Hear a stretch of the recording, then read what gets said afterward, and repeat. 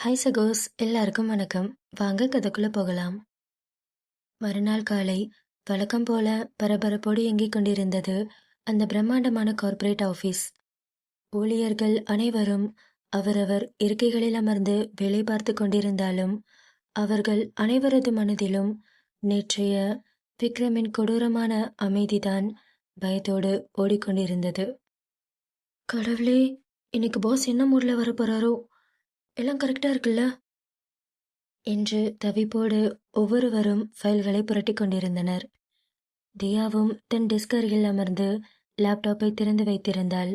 ஆனால் அவளது இதழ்களில் ஒரு மெல்லிய ரகசிய புன்னகை தவழ்ந்து கொண்டிருந்தது. நேற்றிரவு நில ஒளியில் கடற்கரையின் அலைகளுக்கு நடுவே விக்ரம் தனக்கு கொடுத்த அந்த அழுத்தமான முத்தமும் அவன் சொன்ன உணர்ச்சிபூர்வமான வாக்குறுதியும் அவளது நெஞ்சை இன்னமும் சூடாக்கி கொண்டிருந்தது. திடீரென்று அந்த மெயின் ஃப்ளோர் பிரதான கதவு தானாக திறந்தது. அடுத்த நொடி அங்கே அடியெடுத்து வைத்தான் விக்ரம்.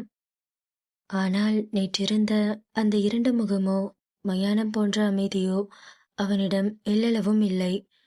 தன் பிராண்டட் பிளாக் சூட்டில் கலைந்த தலைமுடியை சீராக சரி செய்து உதடுகளில் அதே பழைய கம்பீரமான அனல் பறக்கும் கெத்தான சிரிப்போடு நடந்து வந்தான் விக்ரம். அவனது நிமிர்ந்த நடையிலும் பார்வையில் இருந்த தன்னம்பிக்கையிலும் ஆபீஸே ஒரு நொடி ஸ்தம்பித்து போனது. நேற்றிரவு தியா தன் நெஞ்சோடு சேர்த்து அணைத்து தந்த அந்த பரிசுத்தமான அன்பும் ஆறுதலும் அவனுக்குள் இருந்த அத்தனை பயத்தையும் தாய் ராஜேஸ்வரியால் வந்த மன அழுத்தத்தையும் ஒரே நொடியில் அடித்து விரட்டியிருந்தது. அவன் மீண்டும் பழைய வேங்கையாக, சிங்கமாக தன் சாம்ராஜ்யத்திற்குள் நுழைந்திருந்தான். விக்ரமின் இந்த அதிரடி மாற்றத்தை பார்த்த ஆஃபீஸ் ஸ்டாஃப் அனைவரும் வாயடைத்து போயினர். டேய், என்னடா நடக்குதுங்க? நிஜமாவே வர்றது நம்ம பாஸ் தானா? நேத்து என்னடானா மூஞ்சி ஏதோ பேய் பிடிச்ச மாதிரி வச்சிருந்தாரு. ஆனா இன்னைக்கு இவ்வளோ பிரைட்டா ஜொலிக்கிறாரு. அதான்டா எனக்கு ஒன்றும் புரியல. நேற்று கேக் கட் பண்ண கூப்பிட்டதுக்கு கூட வேணான்னு கத்தி எல்லாரையும் திட்டி அமிச்சிட்டாரு.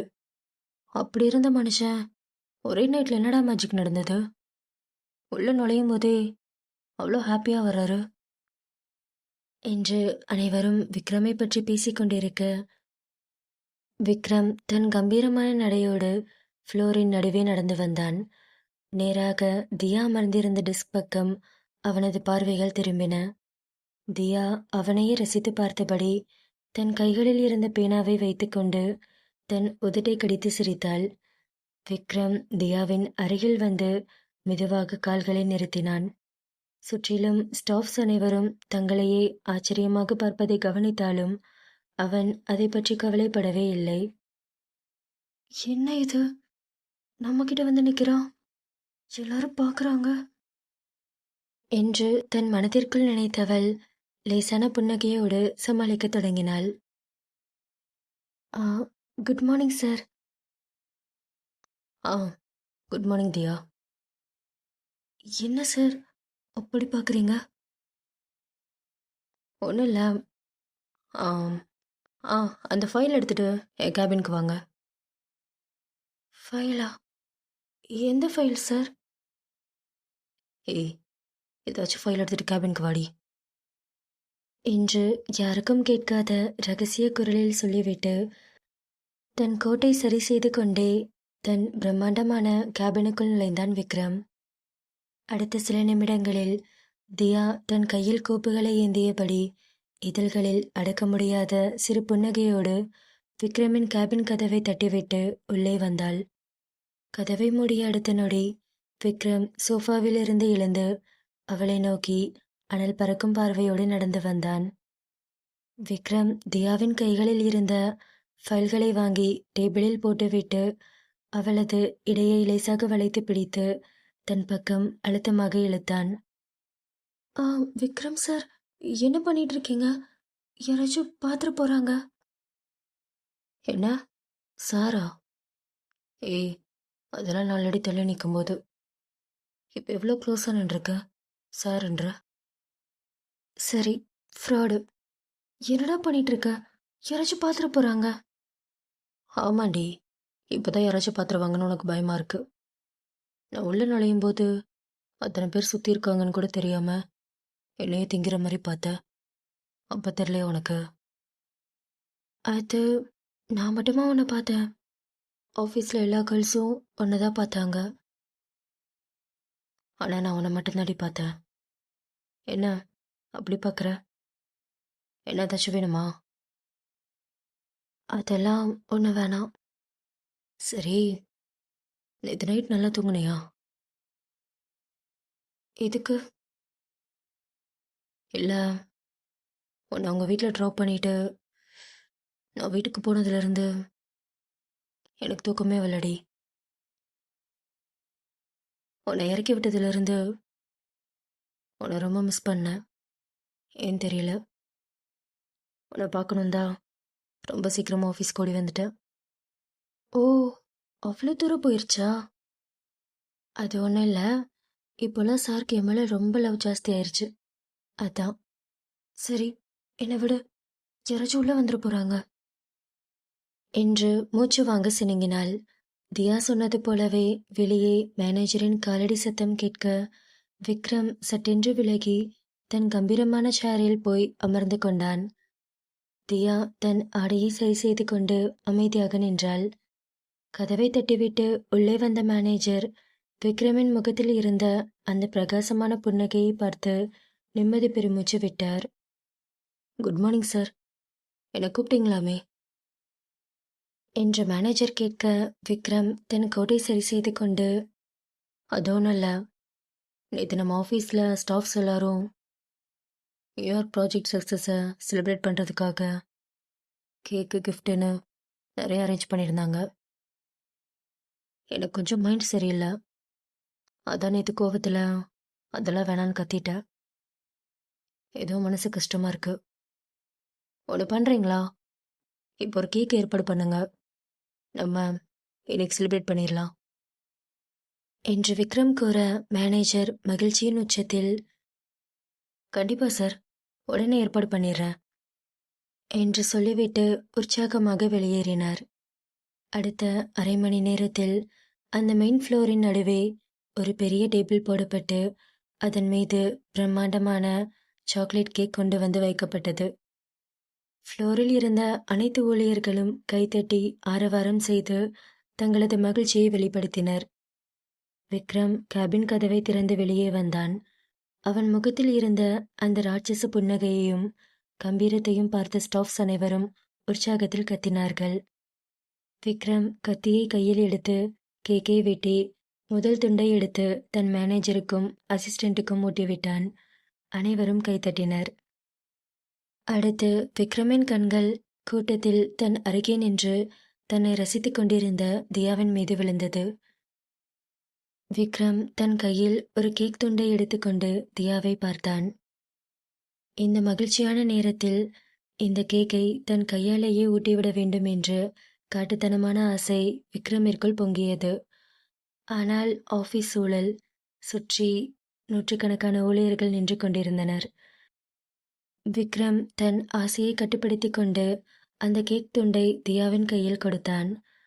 விக்ரம் அவளது விரல்கள் தன் விரல்களில் உரசும் வண்ணம் அந்த கேக்கை கொடுக்க தியா முகம் சிவந்து, ஆம், தேங்க்யூ சார், கங்க்ராட்ஸ் என்று சொல்லி அந்த கேக்கை வாங்கி கொண்டாள்.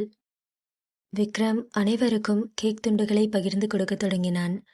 அப்போது அங்கு நின்று கொண்டிருந்த ஒரு இளம் பெண் ஊழியர் விக்ரமின் மகிழ்ச்சியான முகத்தை பார்த்து தைரியத்தை வரவழைத்து கொண்டு விக்ரமிடம் கேட்டாள், சார், நான் ஒன்று கேட்குறேன், தப்பா எடுத்துக்காதீங்க. உங்களை எங்களால் புரிஞ்சுக்கவே முடியல. நேற்று ஆஃபீஸே சுடுகாடு மாதிரி பயங்கர அமைதியாக இருந்துச்சு. உங்கள் கோவத்தை பார்த்து இல்லை, அதுக்கும் மேலே நீங்கள் அமைதியாக இருந்ததை பார்த்து தான் எங்களுக்கு ரொம்ப பயம். இத்தனை வருஷம் நீங்கள் கோவப்பட்டு பார்த்துருக்கோம், ஆனால் நேற்று மாதிரி உங்களை நாங்கள் பார்த்ததே இல்லை. ஆனால் இன்னைக்கு எதுவுமே நடக்காத மாதிரி இவ்வளோ சந்தோஷமா இருக்கீங்க. அப்படி என்ன சார் ஆச்சு என்று அந்த பெண் ஊழியர் கேட்க விக்ரம் தன் உதட்டில் ஒரு புன்னகையை வரவழைத்து கொண்டு தியாவை ஒரு குறும்புத்தனமான பார்வையால் பார்த்தான். விக்ரம் தன் கோட் பாக்கெட்டில் கைகளை விட்டுக்கொண்டு அந்த பெண் ஊழியரை பார்த்து, அது ஒன்றும் இல்லை, நேற்று நைட்டு எனக்கு ரொம்ப பிடிச்ச ஒரு ஸ்பெஷல் கெஸ்ட்டை மீட் பண்ணேன். அவங்க எனக்கு ஒரு அழகான கிஃப்ட் கொடுத்தாங்க. அந்த ஒரு கிஃப்ட் என் மனசில் இருந்த அத்தனை கவலையும் மாத்திருச்சு. அதான் இன்னைக்கு நான் இவ்வளோ ஹாப்பியாக இருக்கேன் என்று தியாவை மட்டுமே பார்த்தபடி சாதுரியமாக சமாளித்து மாசாக பதிலளித்தான். விக்ரம் சொன்ன அந்த கிஃப்ட் எதுவென்று அங்கிருந்த மற்ற ஊழியர்களுக்கு புரியவில்லை என்றாலும் தியாவிற்கு நன்றாகவே புரிந்தது. நேற்றிரவு நிலவொளியில் தான் கொடுத்த அந்த அழுத்தமான முத்தத்தையும் அணைப்பையும் தான் அவன் அப்படி சொல்கிறான் என்று உணர்ந்த தியாவிற்கு உடம்பெல்லாம் அனலாக கொதித்து வெக்கத்தில் தலை குனிந்து நின்றாள். என்ன சார் சொல்றீங்க? அவங்க கொடுத்த ஒரு கிஃப்ட் உங்க மைண்டையே மாத்திருச்சா? அப்படின்னு கிஃப்ட் கொடுத்தாங்க? அது ஒன்றும் இல்லை, ஏதாச்சும் புது ப்ராஜெக்டை சார் கையில் கொடுத்துருப்பாங்களோ, அதான் சார் இவ்வளோ குஷியாக மாறிட்டாரு என்று அனைவரும் சிரித்து பேசி கேக் சாப்பிட்டுக் கொண்டிருந்த அந்த மகிழ்ச்சியான சூழலில் பிரதான நுழைவாயிலின் கதவு மீண்டும் திறந்தது. அங்கே கருப்பு நிற சூட் கோட்டில் மிகவும் ஸ்டைலாக ஒரு இளைஞன் உள்ளே நுழைந்தான். அவனை பார்த்த அடுத்த நொடி விக்ரமின் முகத்தில் எதிர்பாராத பேரானந்தம் பொங்கியது. அவனை பார்த்ததும் விக்ரம் ஒரே பாய்ச்சலாக ஓடிச் சென்று அவனை மிக ஆழமாக கட்டியணைத்து கொண்டான். அவனும் விக்ரமை சிரித்து கொண்டே கட்டியணைத்தான். அவன் வேறு யாரும் இல்லை, விக்ரமின் சிறுவயது நண்பன், வேறொரு முன்னணி ஐடி கம்பெனியின் சிஇஓவான அர்ஜுன். டே அர்ஜுன், என்னடா திடீர்னு ஆஃபீஸ்க்கு? ஏண்டா உன்னை மீட் பண்ணி எவ்வளோ நாள் ஆச்சு? பிஸ்னஸ் ப்ராஜெக்ட்னு ரொம்ப பிஸி ஆகிட்ட போல, என்னை மறந்துட்டியே. டே விக்ரம், மனசாட்சி இருக்காடா உனக்கு? நேற்று காலையில் தானே உனக்கு ஃபோன் பண்ணேன். ஃபோனை எடுத்துட்டு டென்ஷனாக இருக்குன்னு நான் அசிங்கமாக திட்டி கட் பண்ணிட்டு இப்போ ஏதோ ஓவராக பேசிகிட்டு இருக்க. டே மச்சான், அதெல்லாம் இங்கே எதுக்கு பேசிட்டு? வா நம்ம கேபின்குள்ளே போகலாம் என்று கூறிய விக்ரம் அர்ஜுனை தன் கேபினுக்குள் அழைத்து சென்றான். இருவரும் சிரித்து பேசிக்கொண்டே விக்ரமின் பிரைவேட் கேபினுக்குள் சென்றனர். கதவை மூடிவிட்டு சோஃபாவில் அமர்ந்தனர்.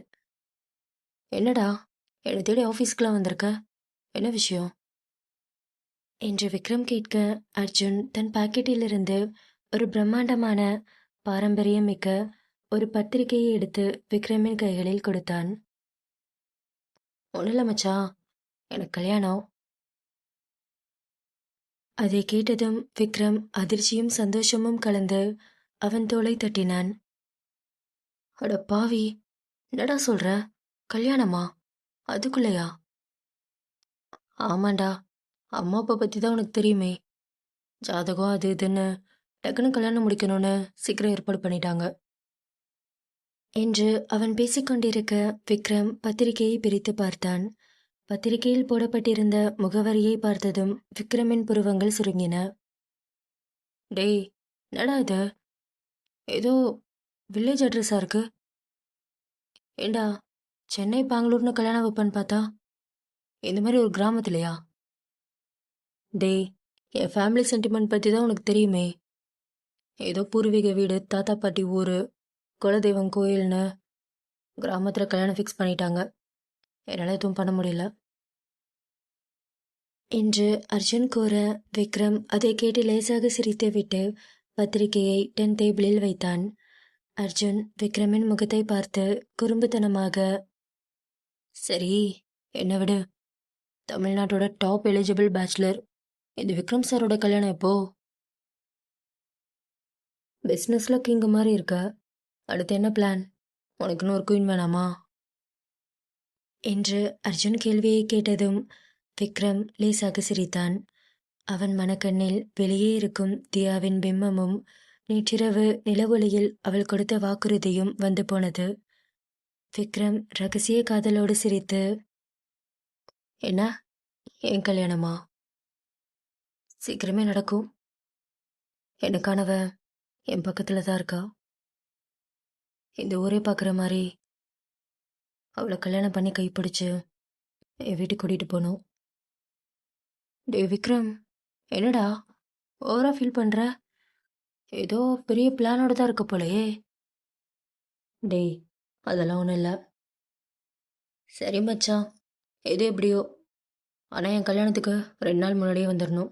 ஓகேவா? கண்டிப்பாடா. உன் கல்யாணத்தில் நான் இல்லாமையா? என்று இருவரும் பேசி முடித்துவிட்டு கேபினிலிருந்து வெளியே வந்தனர். அர்ஜுன் ஃப்ளோருக்குள் வந்ததும் அங்கிருந்த ஊழியர்கள் அனைவரும் அர்ஜுன் சார் என்று உற்சாகமாக கூச்சலிட்டனர். ஏனெனில் 2 வருடங்களுக்கு முன்பு விக்ரமின் கம்பெனியும் அர்ஜுனின் கம்பெனியும் இணைந்து ஒரு பெரிய ப்ராஜெக்ட் செய்திருந்தன.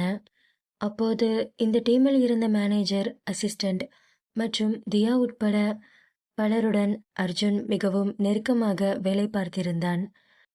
அர்ஜுன் சிரித்த முகத்தோடு அவர்கள் அருகில் சென்றான். அனைவரிடமும் இயல்பாக விசாரித்து கைகுலுக்கி பேசத் தொடங்கினான்.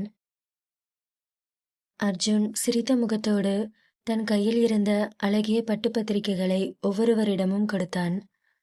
அங்கே தியாவை பார்த்த அர்ஜுன், ஏ தியா, எப்படி இருக்க? நல்லா இருக்கேன் சார். உங்களுக்கு கல்யாணம்னு நம்பவே முடியல. ஏம்மா, எனக்குலாம் கல்யாணம் ஆகக்கூடாதா என்ன? ஐயோ சார், நான் அப்படி சொல்லல. ரொம்ப சந்தோஷமா இருக்குன்னு சொன்னேன். கங்க்ராட்ஸ். இங்க பாருங்க, இங்கேயே கை கொடுத்து கங்க்ராட்ஸ் சொல்ற வேலையெல்லாம் வச்சுக்க வேணாம். எல்லாரும் என் கல்யாணத்துக்கு 2 டேஸ் முன்னாடியே வந்துடணும். ஓகேவா? என்று அர்ஜுன் கூற அனைவரும் விக்ரமை பார்த்தனர். என்ன, எல்லாரும் விக்ரம பார்க்குறீங்க? ஓ, உங்க சிஓ லீவ் கொடுப்பானோன்னு டவுட்டா? இங்க பாருங்க, அவன்லாம் கண்டுக்காதீங்க. என் கல்யாணத்துக்கு இந்த ஒட்டுமொத்த ஃப்ளோரும் லீவ் போட்டு மொத்த டீமும் அங்கே வந்துடணும். புரியுதா? உங்க சிஓவை நான் பார்த்துக்கிறேன். என்று அர்ஜுன் கூறியதும் அங்கிருந்த அனைத்து ஊழியர்களுக்கும் சந்தோஷம் தாங்கவில்லை. மேனேஜர் அர்ஜுனை பார்த்து, கண்டிப்பா வரோம் சார். கிராமத்து கல்யாணம்னா கேட்கவா வேணும்? பச்சை பசேல்னு வயல்வெளி, பாரம்பரியமான சமையல்னு செம்ம ஜாலியாக இருக்கும். இந்த கார்ப்பரேட் லைஃப்பை விட்டு ஒரு 2 டேஸ் வில்லேஜில் ஹாப்பியாக இருக்கலாம் என்று அவர்கள் கூற அர்ஜுன் அனைவருக்கும் பத்திரிகையை கொடுத்துவிட்டு அங்கிருந்து புறப்பட்டான். ஒட்டுமொத்த டீமும் ஆஃபீஸிலேயே ஆளாளுக்கு கிராமத்து ட்ரிப்பை பற்றி பிளான் போட தொடங்கிவிட்டனர். தியாவிற்குள் ஒரு புதுவித உற்சாகம் பொங்கியது. கடவுளே, 2 டேஸ் விக்ரம் கூட வில்லேஜில் எவ்வளோ சந்தோஷமா இருக்கும் என்ற எண்ணமே அவளுக்குள் பட்டாம்பூச்சிகளை பறக்கவிட்டது. மாலை நேரம் வந்தது. ஆஃபீஸ் முடிந்து தியா வழக்கம் போல விக்ரமின் ஆஃபீஸ்க்கு அடுத்த தெருவில் இருந்த ஒரு அமைதியான மரத்தடியில் விக்ரமிற்காக காத்திருந்தாள். சில நிமிடங்களிலேயே விக்ரமின் கருப்பு நிற பிரம்மாண்டமான கார் சத்தமில்லாமல் வந்து அவள் அருகில் நின்றது. தியா சுற்றுமுற்றும் பார்த்துவிட்டு அவசர அவசரமாக காரின் முன்சீட் கதவை திறந்து உள்ளே ஏறி பூட்டினாள். கார் கதவு மூடியதும் விக்ரமின் கார் அந்த இடத்தை விட்டு வேகமாக புறப்பட்டது. சிறிது தூரம் அந்த கார் சென்றதும் ஒரு அமைதியான மரத்தின் அடியில் அந்த கார் நிறுத்தப்பட்டது. காரை நிறுத்திவிட்டு தன் சீட் பெல்ட்டை கழட்டினான் விக்ரம்.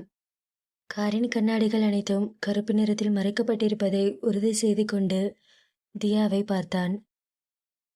ஏய் தியா. என்ன? இங்க பாருடி, சுத்தி யாருமே இல்ல. ஆமா, யாருமே இல்ல. இல்ல, நான் எதுக்கு இங்க கார் நிறுத்திருக்கேன்னு உனக்கு தெரியுதுல்ல? இங்க எதுக்கு நிறுத்தியிருக்க? எனக்கு தெரியலையே. என்ன, தெரியலையா? தெரியலனா பரவாயில்ல, கிட்டவா என்று அவள் கழுத்தை பிடித்து தன் பக்கம் இழுத்து அவள் அலறுவதற்குள் அவளது சிவந்த இதழ்களை தன் இதழ்களால் அணைத்தான். அவனது முத்தம் தியாவை கிறங்கடித்தது. அவனது ட்ரிம் செய்யப்பட்ட மீசையின் உரசல் தியாவின் தோள்களில் தீப்பற்ற வைத்தது. தியா அவன் மார்பில் கை வைத்து லேசாக தள்ளிவிட்டு மூச்சு வாங்க, டேய், என்ன இது? அதுக்குள்ள ஆரம்பிச்சிட்டியா? நான் எப்போ கார்ல ஏறினாலும் இதான் பண்ற. ஆமா, இங்க நல்லா தானே இருக்கு. கம்ஃபர்டபுளா, யாருக்கும் தெரியாது.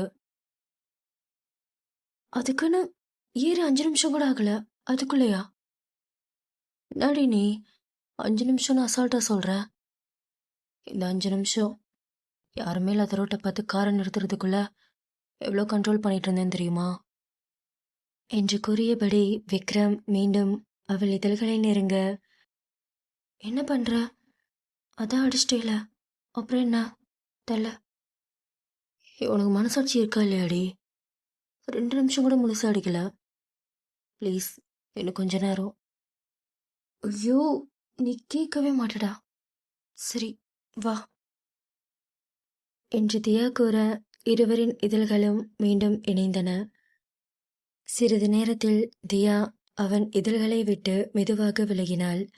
இருவரின் அனல் மூச்சும் காரின் கருப்பு கண்ணாடிகளுக்குள் ஒன்றோடு ஒன்று மோதிக்கொண்டிருந்தது. விக்ரமின் இதழ்கள் மீண்டும் தியாவின் இதழ்களை தேடின. தியாவின் இதழ்கள் சிவந்து மூச்சு வாங்க அவன் நெஞ்சில் கை வைத்து தள்ளிவிட்டாள்.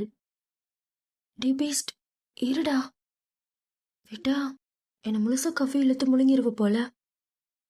கொஞ்சமாச்சும் மூச்சு விடு என்று தியா மூச்சு வாங்க கூற விக்ரம் அவளது சிவந்த கன்னங்களை ரசித்து கொண்டே அவளது இடையில் இருந்த தன் கையை லேசாக தளர்த்தி இதழ்களில் ஒரு மெல்லிய ரொமான்டிக் சிரிப்போடு அவளை பார்த்தான். தியா தன் ஆடையை சரி செய்து கொண்டு கார் டேஷ்போர்டில் கிடந்த அர்ஜுனின் பட்டு பத்திரிகையை எடுத்து பிரித்து பார்த்தாள். அவளது முகத்தில் ஆச்சரியமும் சந்தோஷமும் பொங்கியது. தியா சிரித்துக்கொண்டே, விக்ரம், என்னால் நம்பவே முடியல அர்ஜுன் சாருக்கு கல்யாணம்னு. அவ்வளோ ஜாலியாக கூலாக சுற்றுவார் ஆஃபீஸில். இப்போ கல்யாணம் பண்ணி செட்டில் ஆக போகிறாரு என்று தியா பேசிக்கொண்டிருக்க விக்ரம் காரை ஸ்டார்ட் செய்து மெதுவாக நகர்த்தியபடியே தன் பழைய நினைவுகளில் மூழ்கி சிரித்தான். ஆமாண்டி, என்னாலே நம்ப முடியல. காலேஜ் படிக்கும்போது என் கூட சேர்ந்து கிளாஸுக்கு அடிச்சுட்டு பைக் எடுத்துகிட்டு தேட்டர் அது இதுன்னு சுற்றுவோம். இப்போது எனக்கு முன்னாடியே கல்யாணம் பண்ணி செட்டில் ஆக போகிறான் என்று விக்ரம் கூற தியா மகிழ்ச்சியோடு விக்ரமை பார்த்து, இன்னைக்கு ஆஃபீஸில் ஃபுல்லாக இந்த ட்ரிப் பற்றி தான் பிளானு. எல்லாரும் சேர்ந்து பேசி டிசைட் பண்ணி கல்யாணத்துக்கு முதல் நாள் கிளம்புற மாதிரி பிளான் பண்ணியாச்சு. சரி, நீ எப்போ வர போற என்று தியா கேட்க விக்ரம் அந்த கேள்வியை கேட்டதும் அவனது இதழ்களில் இருந்த சிரிப்பு மெதுவாக குறைந்தது. அவன் சாலையை பார்த்தபடி பெருமூச்சு விட்டான். இல்லடி, என்னால் வர முடியாது என்று அவன் கூற தியா அதிர்ச்சியில் உறைந்து போனாள். அவளது கையில் இருந்த பத்திரிகையை அப்படியே மடியில் போட்டாள். ஏ பீஸ்ட், என்னடா சொல்ற? அர்ஜுன் சார் உன்னோட க்ளோஸ் ஃப்ரெண்ட். அவர் கல்யாணத்துக்கு நீ வராம எப்படி? என்னாச்சு? அது ஒன்றும் இல்லடி, அன்னைக்கு தான் ரொம்ப இம்பார்ட்டண்ட்டான ஃபாரின் கிளைண்ட் மீட்டிங் இருக்குது. இந்த நியூ இயர் டீலுக்கு அப்புறம் வர பெரிய ப்ராஜெக்ட் அது. அதை தள்ளி வைக்கவே முடியாது. ஆனால் விக்ரம், அர்ஜுன் சார் உன் க்ளோஸ் ஃப்ரெண்ட். அவர் கல்யாணத்தை போய் இங்கே பாரு, நான் அர்ஜுன் கிட்ட சொல்லிட்டேன். அவனும் என் நிலைமையை புரிஞ்சுக்கிட்டான். ஒன்றும் பிரச்சனை இல்லடி என்று விக்ரம் கூற தியாவின் முகம் ஒரே நொடியில் அப்படியே வாடிப்போனது. அவளது கண்களில் இருந்த அத்தனை உற்சாகமும் பறந்து போய் சோகம் கவிய தொடங்கியது. ஏய், நடியாச்சு உனக்கு? என்ன, நான் வேணா காரை ஒரு மணி பாட்டவா? நீ காரை ஒரு மணி பாட்டினா என்ன பண்ணுவேன்னு எனக்கு தெரியும். ஏ, அதுக்கு இல்லடி, ரொம்ப டல்லாயிட்ட, அதான் சமாதானப்படுத்தலாமேன்னு கேட்டேன். என்னாச்சு என்று விக்ரம் கேட்க தியா உதட்டை சுளைத்து கோபமும் கவலையுமாய் விக்ரமை பார்த்தாள். அப்போ நீ வரமாட்டியா? நீ வரலனா நானும் போல. ஆஃபீஸ் டீம் மட்டும் போயிட்டு வரட்டும். நீ இல்லாம நான் அங்கே போய் என்ன பண்ண போறேன் என்று அவள் கூற விக்ரம் காரை ஓரமாக நிறுத்திவிட்டு தியாவின் பக்கம் முழுமையாக திரும்பினான். அவளது சோகமான முகத்தை பார்த்த அவனுக்குள் காதல் பொங்கியது. அவளது தாடையை பற்றி தன் பக்கம் திருப்பினான். என்னடியாச்சு உனக்கு?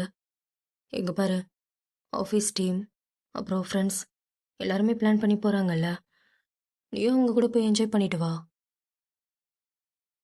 இல்லை, உன்னை ரொம்ப மிஸ் பண்ணுவேன். நான் போல. இங்க பாரு, என்னை பாருடி. நீ கண்டிப்பாக போகணும். கொஞ்ச நாளா ஆஃபீஸ் வேலை, என்னோட பிரச்சனைன்னு நீ ரொம்ப ஸ்ட்ரெஸ் ஆயிட்ட.